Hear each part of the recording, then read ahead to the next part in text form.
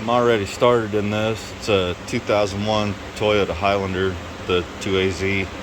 It's a 2.4 liter 4-cylinder. It's got a bad knock sensor. It's messing with the way it drives all the way around, which I think is foolish. Way to go, Toyota.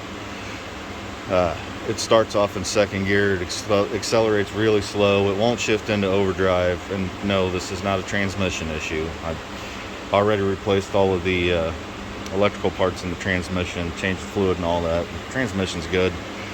It was going just fine until the code reset for the knock sensor, and then it went right back to the way it was. What I'm doing here is, that's the knock sensor, intake manifold gasket. I already took off the upper air cleaner and the air tube. Disconnected the throttle body because it has coolant going through it, and I don't want to create an air pocket in the cooling system. But I got to get the plastic intake manifold off. That's probably got, I don't know, 6 or 8 nuts or bolts holding it on. And the knock sensor is on the back side of the engine underneath that. So, I mean, it could be way easier, but Toyota things. For some reason, people keep coming to me like I'm a professional mechanic or something. Damn it. Whoever let that cat out of the bag, they need to put it back in.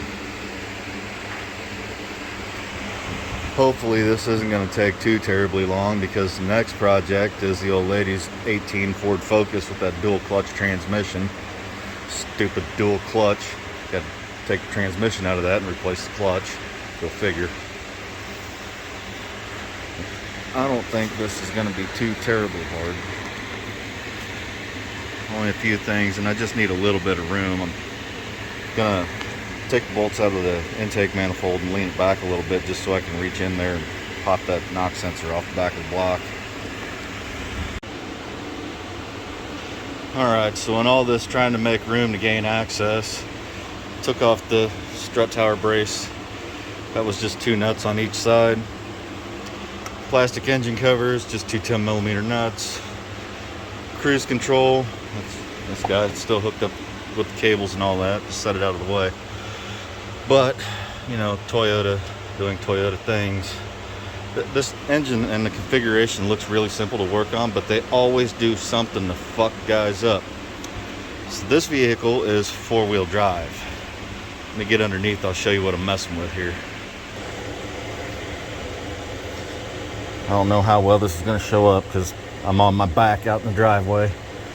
Man, I've been spoiled in the shop with the lift for so long. I absolutely hate doing this stuff rolling around on the ground. But the shop was going to charge my friend a gajillion dollars to do this job. I can see why now. So, that mount right there, this is an engine mount. It's bolted to the back of the block. And there's a bolt for the intake manifold, that black part right there, right behind it. So I got to take all this crap out just to get to that one bolt. Fun, fun, fun. Toyota, if you're so great, why don't you build your cars where you can actually service them? So to make it all super great, this dinky little thing here is the only thing holding up the front end of the engine. There's another mount back there where the transmission goes on. There's another mount on the back of the transmission. So when I take off that mount that I was just talking about underneath, the engine's going to want to fall back. So awesome. So I'm going to have to put the jack under the engine and monkey around with that in my way as well. Alright, so I pulled off the right front wheel to get a better look at what's going on in here. Yeah, I can see better. So this is the mount I was talking about. It attaches to the differential and the back of the block. I don't know if I can get in there, but that bolt right in there. You can see it. You can almost get a tool on it, but that mount is just barely in the way. You know, these nerds sitting there looking in their computer screen thinking the way they build things is so great. They ought to have to come put this stuff together or work on it.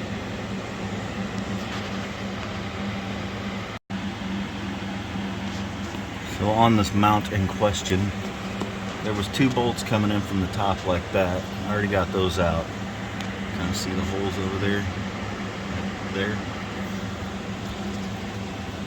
I'm thinking if I get these 2 bolts out right here, that section of the mount will come. I'll have to look when I edit things together to see where I got cut off, but I ran out of memory, had to clear some stuff up, got a little sidetracked. You know, things just always take forever. So I got that mount unbolted. As you can see right there. Now I can get on that bolt. Gotta get the hose off for the brake booster, take that bolt out, and I think there's one more on it somewhere. Then the intake manifold will come out and I can actually access the knock sensor. So much fun. So after a little struggle, I finally got it out. This right here is the one that was behind the mount down there.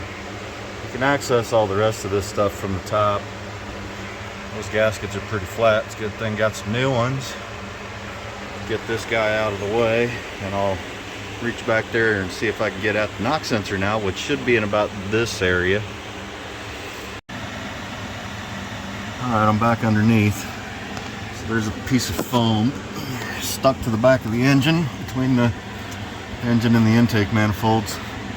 It's supposed to keep from heating up the intake.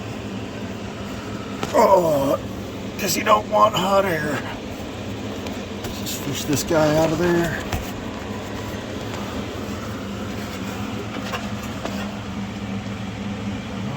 If I can get the damn phone. There's the knock sensor. Way harder than it needed to be.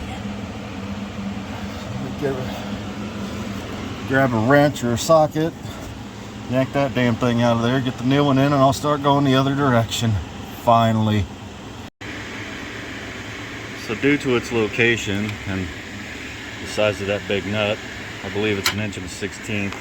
I'm using a metric wrench. It's a little bit too big, 27 millimeter.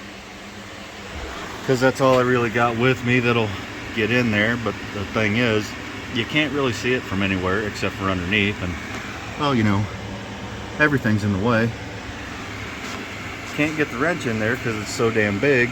Boy, they really made this thing a pisser. And it's so stupid that it basically disables the vehicle to begin with. Alright, so after some more cussing, got the knock sensor and the intake back in. Still got to put the mount back on. And then all this other crap. You guys might heard me pissing and moaning throughout all this, but well, I mean, this job was way harder than it needed to be, and I'm 6 feet tall, 230 pounds, a little fat, 47 years old, and this is what just makes it awful. I shouldn't be doing this on the damn ground. This job wouldn't have been so bad if I was in the shop. Alright, a couple hours of rolling around on my back and cussing out Toyota a lot. It's all back together. Let's see if it works.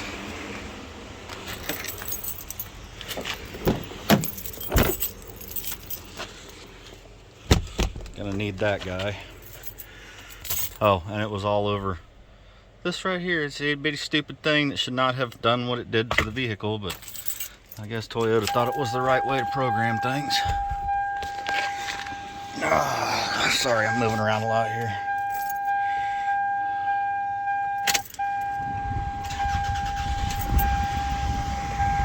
She runs. Okay, still got to check engine light. Let's not get it too hot because I need to change oil too. Give me a second to get my scanner plugged in. We'll see what we got.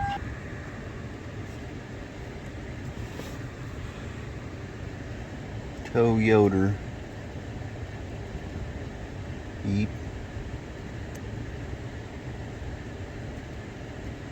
It ain't gonna automatically ID it because it's 2001.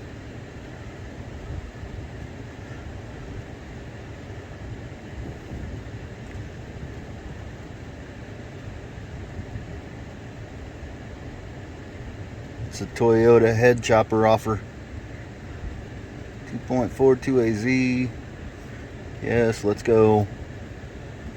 Engine, automatic. Show me the codes.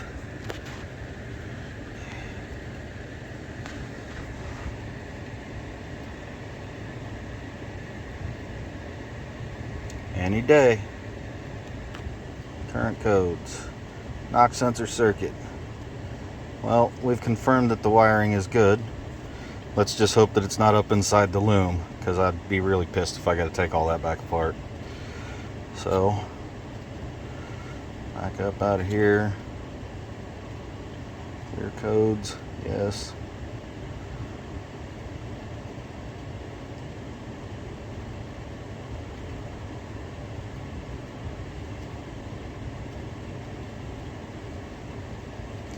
You know, for as expensive as this thing was, you'd think it would work a little faster. Key off. Fire it back up.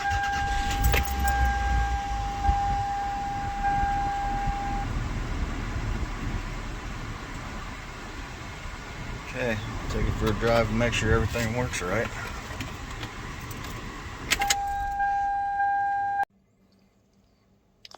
Alright, heading off on the test drive. Before, it would accelerate really slow because it was starting out in second gear and it wouldn't give it all the fuel. And that light would come back on within a matter of a minute maybe, and send it right back into what's basically limp mode.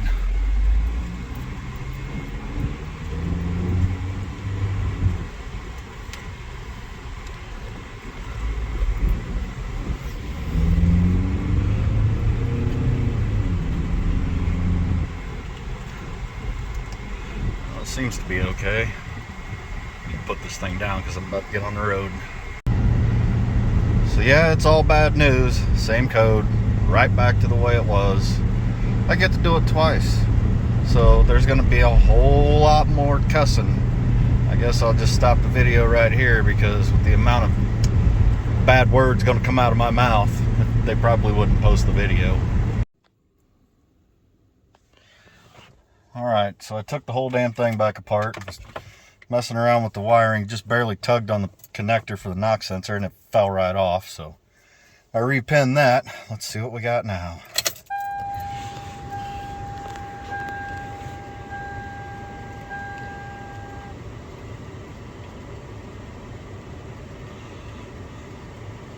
No codes.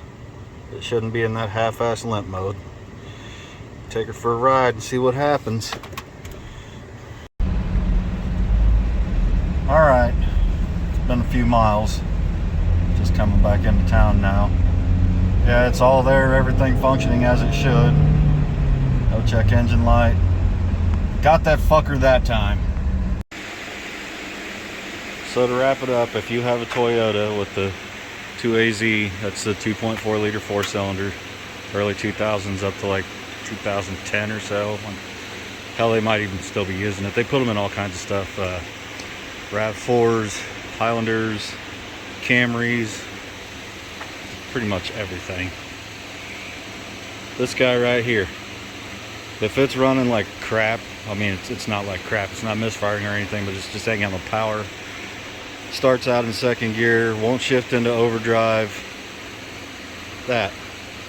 And just a heads up, the part from the parts store is like $170. That is absolutely absurd. I got the one off Amazon for, I think it was 15 bucks. So when you get in there, make sure you go ahead and check your pigtail so you don't have to take it back apart. Good? Mm-hmm. Before somebody says the pigtail was your problem the whole time, this is how you check these knock sensors.